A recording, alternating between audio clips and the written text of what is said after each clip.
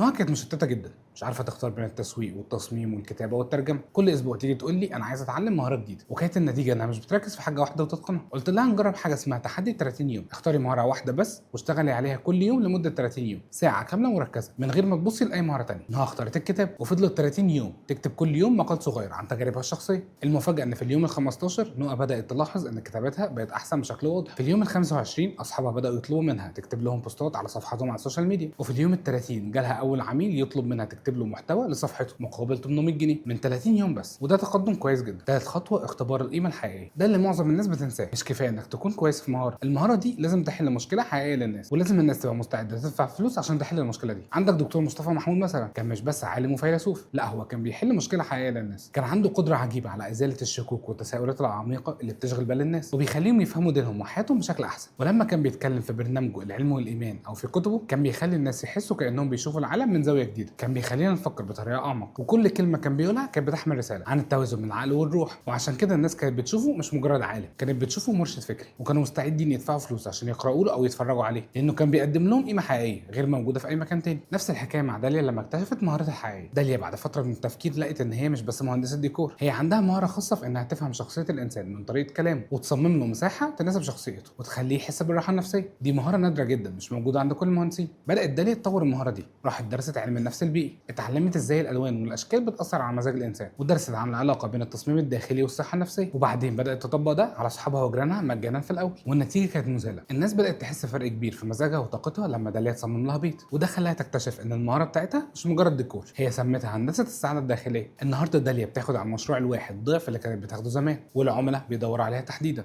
عشان المهاره الخاصه دي.